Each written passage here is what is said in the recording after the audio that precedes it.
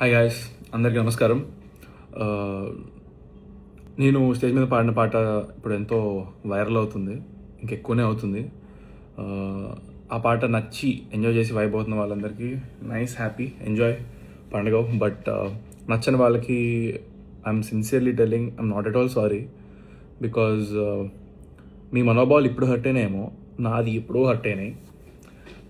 నన్ను ఇన్ని సంవత్సరాలుగా వందల వేల పదాలు నా మీద వాడారు, ఎన్నో బూతులు, ఎన్నోసార్లు, ఎన్నో ఒకేషన్స్లో ఫర్ నో రీజన్, నా తప్పే లేకుండా నన్ను అన్నారు. సో అప్పుడు ఏమైంది, మీ సమాజంలో వాడాల్సిన మాటలు, బూతులు, అమ్మో ఏమైపోయింది అప్పుడు. ఇప్పుడు రెండు పదాలు మీరు, అది కూడా మీరు నా పైన వాడిన వాటిలోంచి నేను 2 తీసుకొని, which are not even that big to be honest చెప్పాలంటే. నా జోలికి వస్తే పగిలిపోద్దిరా అంటున్నాడు అంతే. నా జోలికి రాకండి, పగిలిపోద్ది వస్తే. I stand by those words. దగ్గరకు వచ్చి చూడు, తెలుస్తుంది. అండ్ యా, సో ఎవరు అమ్మ నాన్న నేర్పరు, ఓకే, నేను నీ దగ్గర నుంచే నేర్చుకున్నాను. సో అవి తిరిగి 2 అంటే, మెయిన్గా అశోక్ కుమార్ వేముల, నీకు 24 hours టైం ఇస్తున్నా.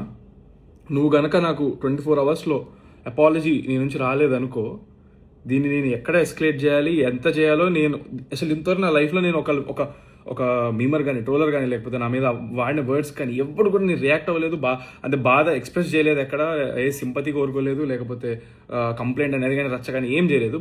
ఎందుకంటే ఎవరు ఏమన్నా సరే నన్నే అన్నారు, నేను లైట్ తీసుకున్నాను. I took it as all as criticism. ఎంతవరకు తీసుకోవాలి అంతవరకు క్రిటిసిజంగా తీసుకున్నాను. అండ్ సరదాగా వదిలేశాను. కానీ దిస్ పర్సన్, నువ్వు మా ఇంట్లో మహిళలను అన్నావు, మా నాన్నగారిని అన్నావు, నాతో వర్క్ చేసిన వాళ్ళు అన్నావు, నేను దేవుళ్ళగా భావించే ప్రొడ్యూసర్లు అన్నావు, అండ్ ఆ రోజు వచ్చిన గెస్టులను అన్నావు, అందరినీ అన్నావు. చాలా నీచంగా, చండాలంగా, అసభ్యకరమైన మాటలు వాడి అన్నావు. ఒక ఫోన్ వీడియో పెట్టేసి డైరెక్ట్గా మాట్లాడావు. It is not criticism, it was degradation, defamation, insults. నీకుందిరా రే, నేను ఆల్రెడీ మాట్లాడుతున్నా లాయర్లతో. ఫస్ట్ టైం సీరియస్ తీసుకొని నేను ఎలాగని ప్రాపర్ వేలో వెళ్తాను. నీలాగా నేను ఫోన్ ఉంది కదా అని పొద్దున్న లేచేసి ఇట్లా పెట్టేసి మాట్లాడేసి చండాలం చేయడం కాదు. బుర్రు ఉంటే ప్రాపర్గా, కన్స్ట్రక్టివ్గా, ప్రోగ్రెసివ్ వేలో వెళ్ళాలి. నీకు నిజంగా నీ మనోభావాలు హర్ట్ అయినాయి, ఇది ఒక సమాజం నువ్వు ఒక లీడర్గా ఫీల్ అయ్యి ఏదో స్టాండ్ తీసుకుందాం అనుకుంటే, తీసుకునేది ఏదో సరిగ్గా తీసుకో. అర్థమవుతుందా? అంత బూతులు నేను వాడిన దానికి నువ్వు మాట్లాడిన వర్డ్స్కి అసలు అది నువ్వు ఎలా రైట్ అవుతావు అసలు నీకు అర్థమవుతుందా? నిజంగా నువ్వు అదే ప్రాపర్గా చెప్తే, ఏదో పెద్ద ఆయన చెప్తున్నాడు కదా, ఆహా ఓకే సార్, కరెక్టే సార్, మేబీ సారీ కూడా చెప్పేటోండేమో.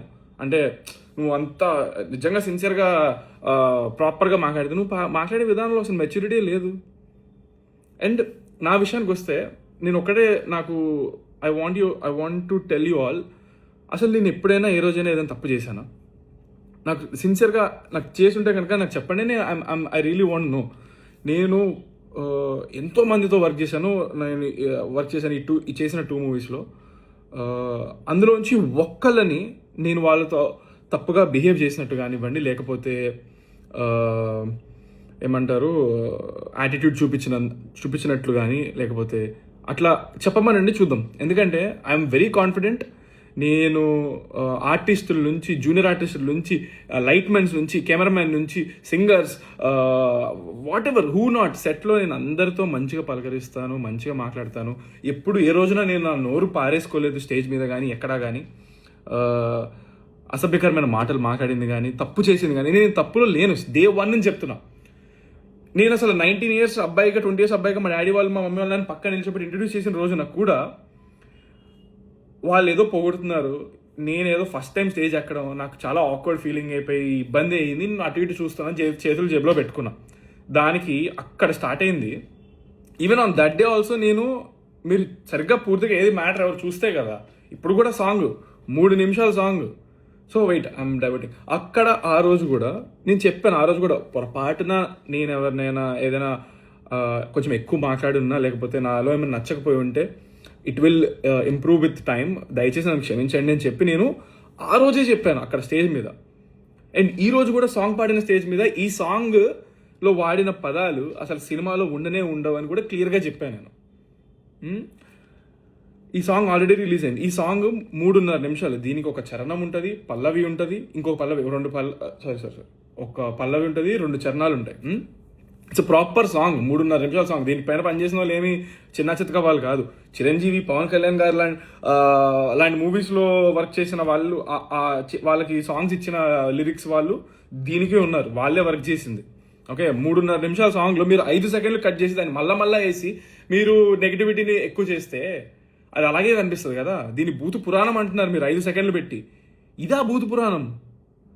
నా జోలికి వస్తే పగిలిపోద్దండమ్మా భూత పురాణమా?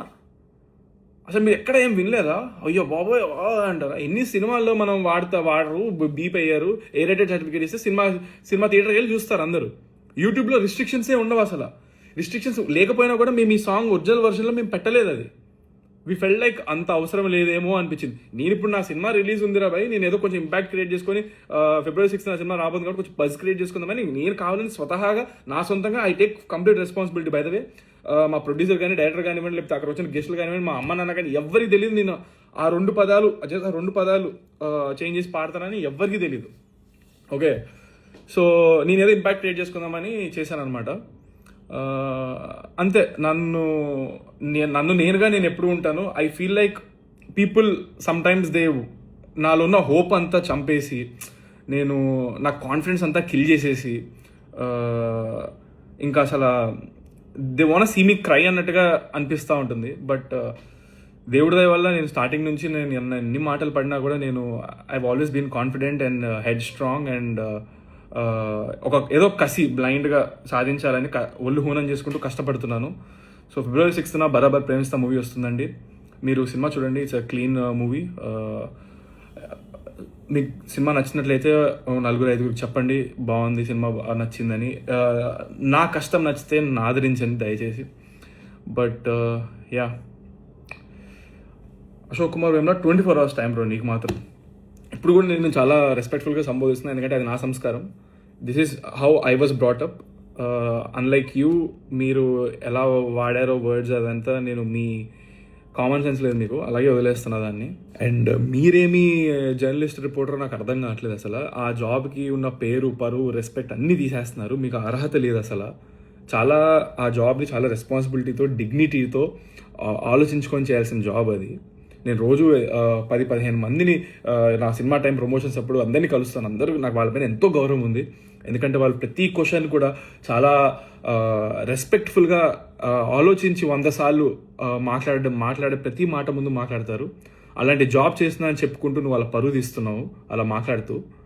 ఇన్ఫ్యాక్ట్ నేను స్టేజ్ 3 సాంగ్ పాడి దిగిన వెమ్మటే నాకు ఫస్ట్ అప్రిషియేట్ చేసిన person, one of the most respected and ఎప్పటి నుంచో ఉన్న senior most journalist come reporter ఆయన నాకు షేక్ హ్యాండ్ ఇచ్చారు.